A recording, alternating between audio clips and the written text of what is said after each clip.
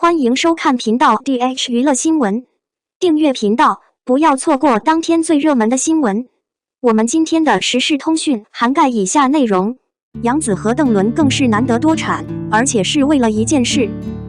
这次不用避嫌。大家都知道，杨紫和邓伦曾经因为出演电视剧《香蜜沉沉烬如霜》，让自己的荧幕 CP 太火了。而杨紫也因为 CP 粉过分热心，引起了双方粉丝的不满，引发了骂战。可以说，自从杨紫和邓伦的粉丝发生矛盾后，本应是好朋友的邓伦和杨紫都避而远之。也是从这个时候开始，杨紫和邓伦不再公开互动中，即使双方新剧上线，两人也都在规避猜疑的节奏，完全没有任何表情。可就在今天，杨紫和邓伦却因为同一件事而多产。只见邓伦和杨紫一起转发了电影《刺杀小说家》的宣传微博，一起发文宣传该剧。有意思的是，这一次他们两人官宣了，双方粉丝都很开心。可见这一次因为中间有人的存在，杨紫和邓伦不用避嫌。不过杨紫为了宣传好友董子健的新剧，宣传电影《刺杀小说家》。至于邓伦，则是为自己的好朋友们加油。别人不知道，但杨幂绝对是邓伦的朋友之一。毕竟杨幂还宣传了邓伦主演的电影《清雅集》。同时也不知道谁在电影《刺杀小说家》中有足够的影响力。除了杨紫、邓伦、彭昱畅、易烊千玺、王凯、张艺兴、王俊凯、任嘉伦等人气演员今天都发文了，也为这部电影做出了选择。如果排除这一部，电影《刺杀小说家》就很难想象了。那么，你支持电影《刺杀小说家》吗？你觉得杨紫和邓伦有可能再次合作吗？02，邓伦死了。国际装地拆邓伦广告，问题根源在于教育。邓伦偷税漏税事件曝光，不少人为他惋惜。往日的荣光和荣光一去不复返了，往日的荣光一去不复返了，就连招牌上的招牌也被换掉了，这让很多人都为难了。政府在严惩逃税者的同时，也发现了一些违法行为，对他们进行了处罚。邓伦为何继续犯罪？他也承认会按自己的意愿改正自己的行为，但他没有这样做，因为他已经触犯了国家的法律，也会影响到他的工作，让他无法继续在娱乐圈混下去。邓伦死了。邓伦广告牌被国际壮汉拆，问题根源在于教育。从这个角度来看，很多人会认为他的教学方法有问题。我想你也知道，他爸妈都是军人，因为工作原因，他爸妈没有足够的精力教他，所以交给了他，当然他也会得到他的爱。据邓伦介绍，他在体校待了1年，被父母拒绝，于是回到了大学读书。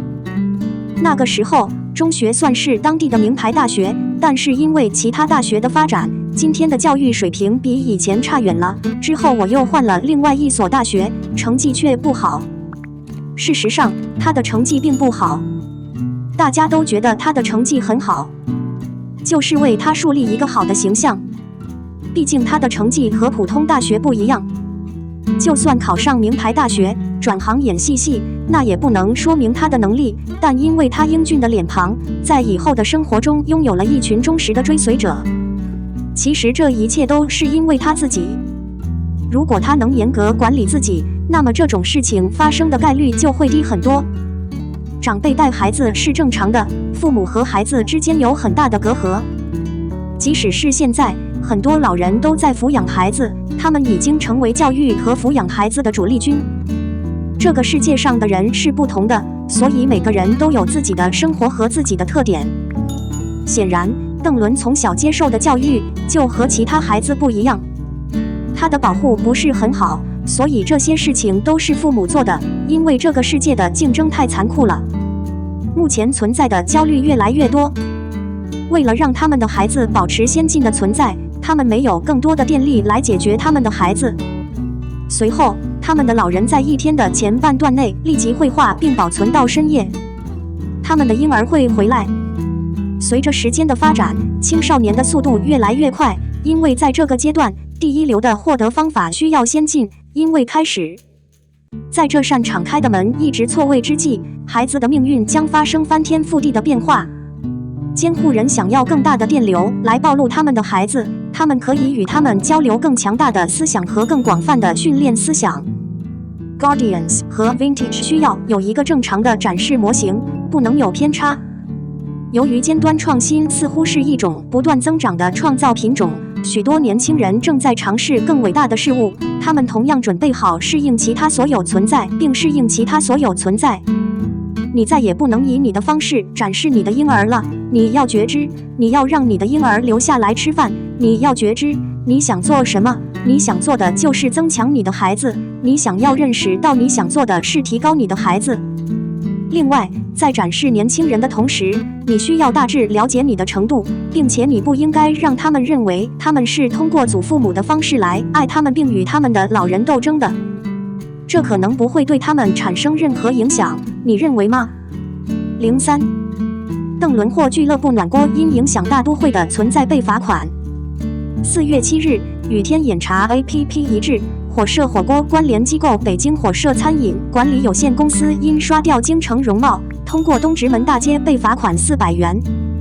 和环境卫生条例唯一的澄清是，该机构目前在活动现场之前将4个亚克力公告放置在城市外观和草药消毒场所内，并无视保持城市外观理想和清洁。火社火锅的徽记是通过邓伦合法小郭家喜的方式帮助设立的。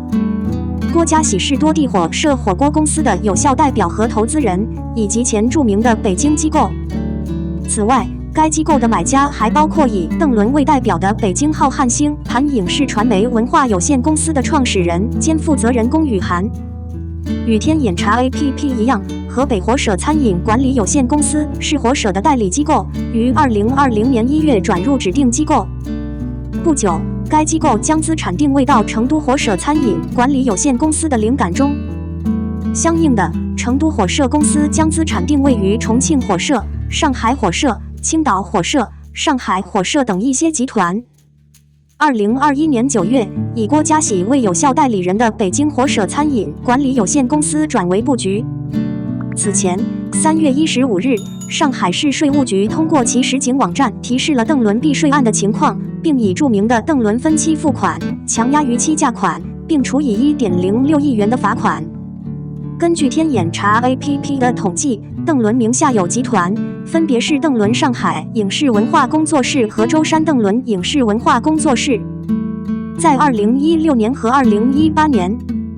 此外，记者还发现，通过邓伦的方式支持的厂商还有10余家。